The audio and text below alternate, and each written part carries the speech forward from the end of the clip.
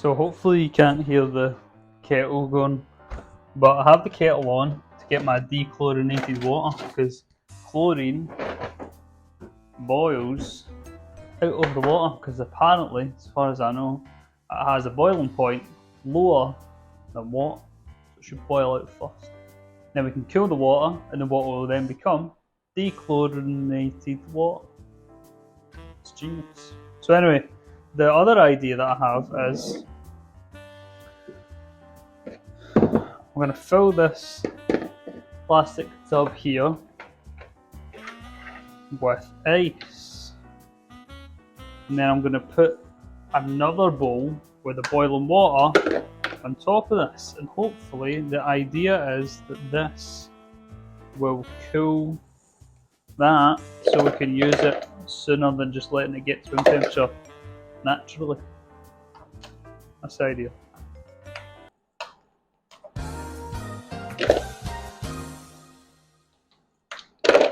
So then what we're going to do is get the cold water, and then get the bowl for the boiling water, put the boiling water in. You probably don't need that much. Maybe that much? It's probably some more. Dissolve or whatever. Evaporate, that's what I'm looking for. Oh man, my brain is melting, I swear. I'm getting like mad baby brain. Oh yeah, if you didn't know, I'm gonna become a dad. It's mad, isn't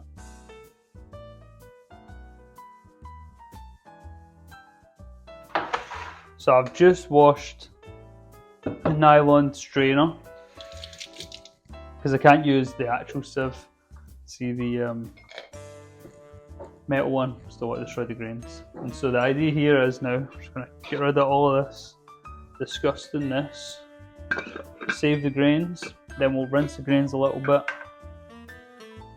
and add them back in after we wash this. So I don't know if you can see how many there is, but not too much, like not enough to really cover the bottom or anything. I'll show you.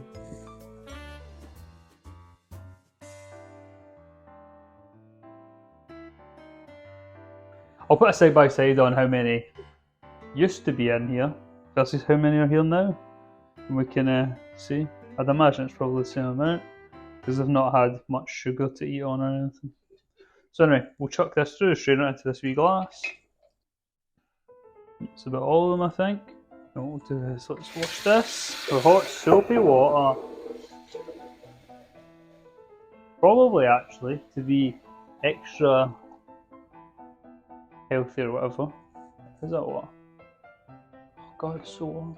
So even working? I don't think it's working.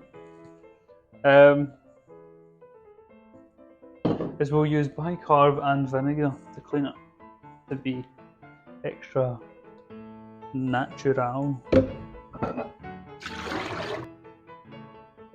Then we'll pop in a bit of vinegar. So I always find this kind of stuff interesting, see like how stuff actually should. Oh, listen.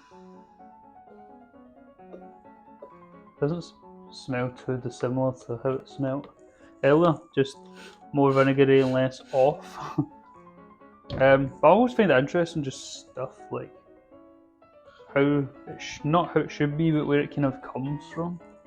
So for instance, like with like detergents and stuff, like why do we use detergents? What chemicals in detergents are there that we use and why? You know, it wasn't just made in a lab one day, or was it? Because they normally have a basis in like, not reality, but in the normal world, and then they'll just add all this other mad stuff to colour it and etc. Because vinegar, bicarb, you can basically clean your whole house.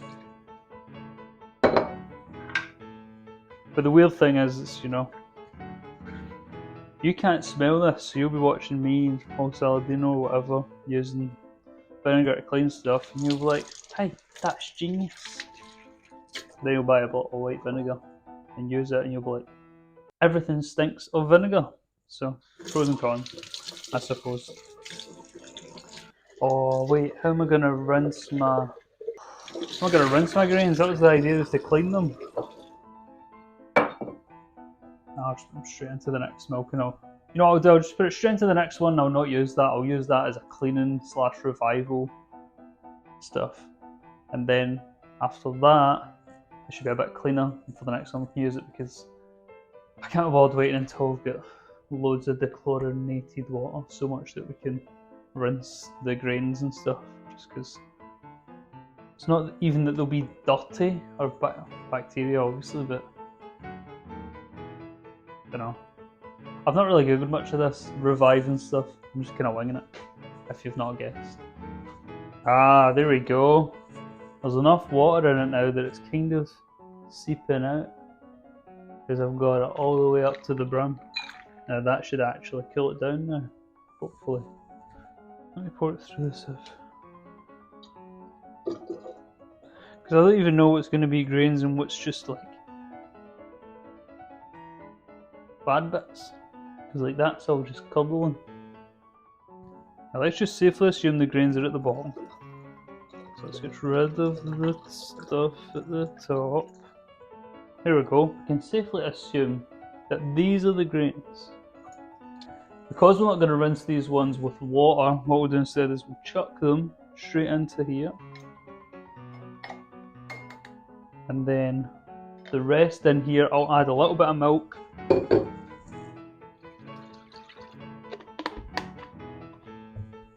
Give it a shake so it collects them all. Then I'll just... I'll put these in here. We'll use it to kind of give... We'll use that milk to give them a wash. Split them up a wee bit. So if you've ever seen kefir before, this is the kind of grains that you'll be more used to. If you look here, it's kind of like this weird... Wait, fix the light. It's almost like a kind of cauliflower or rice pudding type of consistency. But these are definitely the kefir grains because they're kind of like squishy and stuff. At first, if you're trying this out, you'll be like me and you'll have no idea how to really tell what's kefir and what's not. Even still, I'm not 100% sure what bits to chuck out and what to not. I always stay on the side of, if it looks like a kefir, let's just keep it in, because it'll probably be fine. But yeah, just make sure you give them a good shuggle in that. Anyway, I'm talking mince. So let's just clean this, fill it back up. I can't even remember how much water and stuff you put in them. I feel like I used to always just wing it by what it looked like, which is not like me. I'm very much a measurement type of guy. But this was kind of me starting to explore my like unscientific realm. Not because these are unscientific, because they're really good, especially with digestion. Because like for me, I've had essentially undiagnosed IBS, but apparently I didn't have it. But you know, I'll tell you otherwise. But yeah, so it's not that these are unscientific, but the method of making them is just not. It's not that it's not even. It's just that it doesn't have to be as scientific as, you know, I don't know, baking or something. You know what I mean? Put 1 tablespoon in, that'll do them. It's kind of all just to do with fuel. I think it's simple. I thought that was maybe too much. Whatever. That, you know, loads of things are a lot more by fuel than you think. Like even stuff as daft as like bodybuilding. Not as daft, but you know, I used to always bit bodybuilding, still am. And not that you can tell. But and I used to always do it so scientifically, like how many reps, da, da, da. But now I just kind of realised that,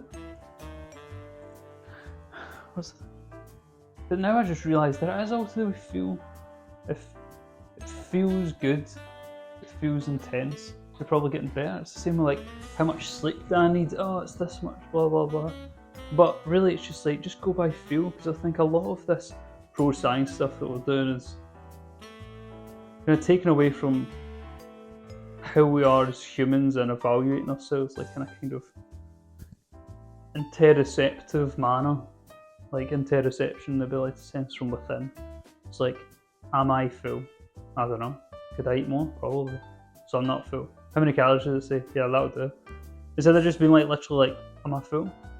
And I think loads of stuff in the modern era messes up with our natural rhythms and ability to sense things. For instance,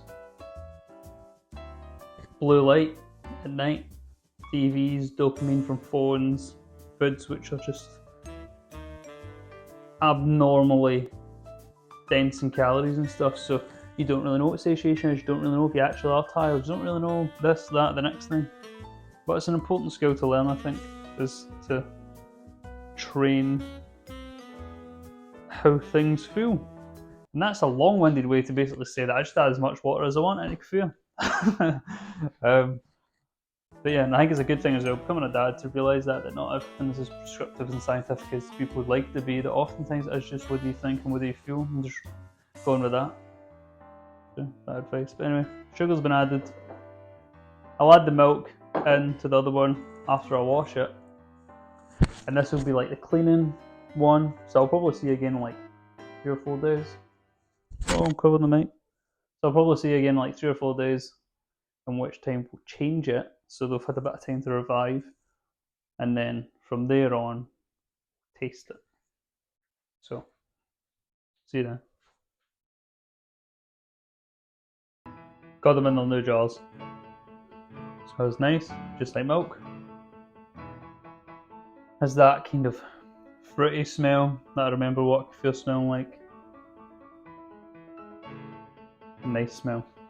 Look forward to getting back into it, man. It's good to have you back. See you in a bit.